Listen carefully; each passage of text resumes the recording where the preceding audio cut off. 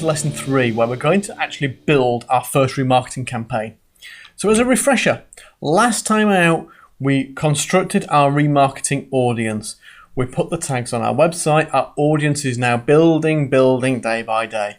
We now need a campaign to start and show ads to the audience. So there are a couple of key points that we need to remember when we do this. I'm going to go take you through a setup in a moment, but there are a couple of things that are worth mentioning. First thing, we want to cap our daily impressions. What does that mean? It means we don't want people seeing our ad 25 times a day as they browse the internet for the next 540 days. At best, that's going to really annoy them. So we want to make sure that our ads are seen a lot less frequently. I like to set a daily cap at 5 for short-term campaigns like 30 or 60 days or even 90 days, and at 2 or 3 for long-term campaigns that we're going to run for 6 or 9 months or even longer. So when we do this, put yourself in the shoes of the person who is browsing the internet. They've looked at your website, they've seen you once potentially. You want to be seen to be a helpful friend and not an annoying nag. So consider that when we're setting these numbers. If you annoy somebody, if you keep going at somebody over and over and over and over again, you will just irritate them. They're less likely, not more likely to do business with you. We also need to use multiple ad variations. I'm sure we've all been there when we've seen remarketing ads because we can see the same ads over and over and over again, and it feels boring, it feels creepy, and it kind of has that sort of sense of being a little bit stalker like. You know, this company are really chasing me, they're really hounding me. I'm uncomfortable with it. So by using many ad variations, this isn't always about, in remarketing, the most effective ad. It isn't about the ad that generates the highest number of sales. It's about having a portfolio of ads so that we don't just drive somebody crazy. Also, we need to be very careful when we reference somebody's site visit. We don't want to appear, again, creepy. You know, if somebody clicks on our website and 2 minutes later they see immediately the ad for the thing that they've just looked at, that can be a little bit unnerving. People do it, and you'll see it all the time, particularly in Facebook, particularly with e-commerce stores, where you look at a particular product, 2 minutes later it's in your newsfeed. Be aware how that can make you feel as a user. It can feel a little uncomfortable sometimes. So we need to treat people in the same way. My general suggestion is don't reference the fact they've visited your website. Make reminder notes like offering discounts and those kind of things, but don't say it's because you've just been to their website. Okay, so that said, let's actually dive in and have a look at setting up a campaign. So here's what we need to do.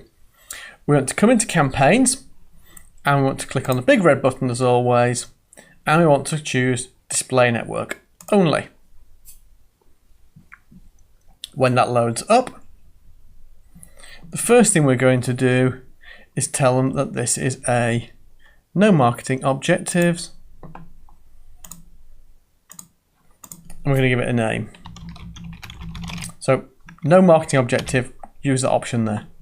All features, that's fine. Choose a country that's appropriate for your campaign, or whatever location is appropriate. You don't have to put a country into remarketing. I suggest you, if you're local, you put your local area in. If you're national, you put your country in. That means that even if someone's had to come to your website first, if an organic visitor, so somebody not clicking on ad, just clicking on your website and finding it through another route, has come to you, if they're completely out of area or inappropriate, you're not going to spend money remarketing to them. So by using the same targeting that you'd use for your ad campaign, you at least restrict that. You don't have to, I suggest you do.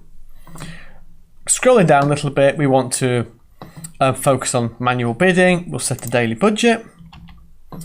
And we want to come down here and set up some of the other features. Okay, because this is remarketing, the one we specifically want to do is this here, ad rotations and frequency capping. What we're going to do is click on no cap for impressions, and we're going to cap at 5 impressions per day and make this per campaign. So the whole campaign, nobody can see more than 5 impressions a day. In this case, we can optimize for clicks. We can leave that set rather than rotating indefinitely because it gives people the opportunity to see the best performing ads. Okay, I'm going to save and continue there. Okay, we're going to then skip ad group creation and our campaign is there. We can then start and build the detail of this. We can create our ad group. We could have done this automatically, but if you don't, it's up to you either way. So we'll put this as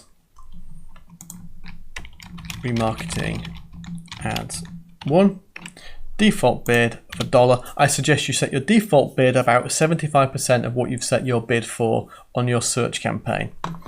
And we're going to set up targeting based on interest in remarketing. We're going to select remarketing lists and we're going to choose the audience that we want to remarket to. Now we looked at audiences in the last session and we're going to look at some more audience work in the next session.